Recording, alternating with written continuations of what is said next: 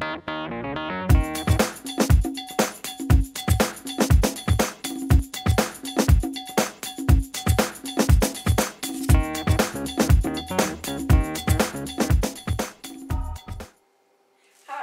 we're here in our house in Rhinebeck, which we call Zenzero, and today I'm gonna make beans.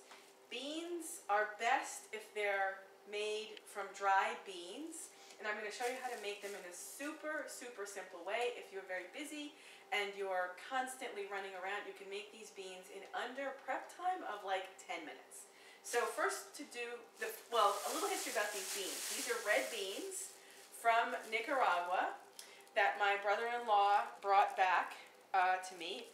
A thing about beans is that they never expire. They don't go bad, they don't anything. So you can keep beans for years and years. I try not to, but in case you do, you can keep them forever. So the first thing I do with these beans, these are from Nicaragua, and so the sorting mechanisms there are a little different than they are in the United States. So what I like to do is I like to sort these beans first to make sure that there are no stones in there. And for instance, this bean is broken. I like to get rid of those beans. So I'm going to sort all of these beans so that they measure 1 cup. The ones that are a little dried and shriveled, I would get rid of those as well, like this one for instance. And I think that's it. So when we come back, I will finish sorting them, and I'll show you what else you have to do. Where's Butch? Helping us with the beans. So here are the beans that I've already sorted, and if you can see, here's a full cup of beans. These are the red beans. You could do this with any beans. Stick with a cup. You could use black beans, chickpeas, whatever. Do not soak lentils. Lentils don't get soaked. And come and look. You can see here what was sorted, why these beans have to be sorted. So there are some ugly beans here, and there's also some debris in the bag. Right, so you want to sort this stuff out. This gets thrown away, and then we'll move over to the sink with these beans. In addition to sorting them, you should also, excuse me, Butch, you should also wash them. Put them in this colander. I'm just going to run them under some cold water, and this will further kill the dirt and debris that the beans, beans are harvested and they get dirty. So that's done.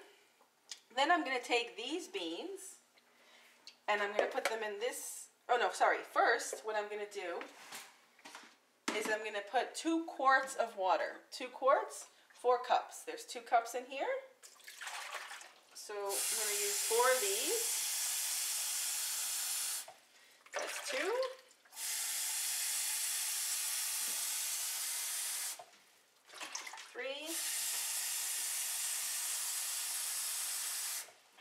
And 4. So 2 quarts of water, and in here is 1.5 cups of table salt. Sorry, 1.5 tablespoons of table salt. And that went in the 2 quarts of water. And I'm going to mix it up so the table salt is dissolved. You could do this with your hands, provided they're clean. And they should be if you were sorting beans and doing it in your cooking. So this is now, there's no trace of the table salt in here. The reason for soaking these beans, or any beans, is that it makes them more tender to cook up. And they cook up more flavorful. And I'm going to put the cup of beans that I sorted and washed, I'm putting in these 2 quarts of water. Mixing that around in there. And that's it. Then I'm doing nothing for at least 8 hours. You can soak these overnight, and as much as 24 hours. These are just going to go right here next to our composting bin and our paper towels. In your house, you could put them next to whatever you want. But I will leave these here for 8 hours, a minimum of 8 hours, and then we'll check back tomorrow, 8 hours later, to see how we're going to cook those beans. Thank you.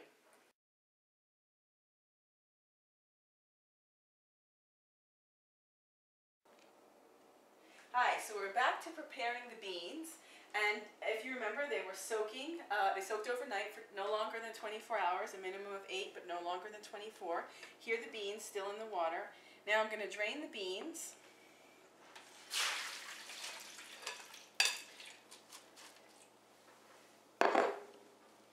Beans are drained.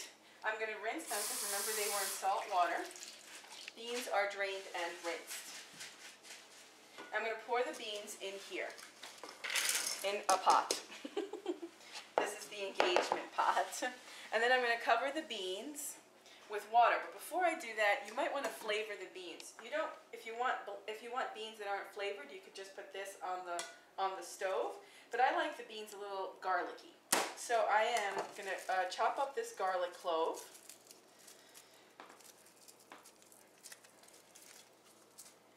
And I'm going to add this garlic clove, get rid of this tough stem. Chop up this garlic clove so it's finely minced. As you can see, I'm on my way to getting it minced. It doesn't have to be perfect, just a nice little mince, because you're not going to get rid of the garlic. You're just going to put the garlic in there, and it's going to flavor the beans while they cook. Remember, as I said, these are not Nicaraguan beans, and we don't know how long. Actually, I actually know when my brother-in-law brought them. It was about a year. No, it wasn't. It was about March or something like that. So here go the beans. Here goes the garlic in the bean pot. And I'm also going to flavor them with one other thing. Usually, I just flavor them with the garlic and then I cover with water. But I've got this. What do you call this? A green pepper, everyone. And all I'm going to do is put the green pepper in here. Just like that. So here you are, green pepper in the pot. And I'm going to cover this with water. At least this beautiful pitcher holds 4 cups of water. So I think 4 cups looks good. It covers the beans and then some, because the beans are going to need the water to cook. You see the garlic floating.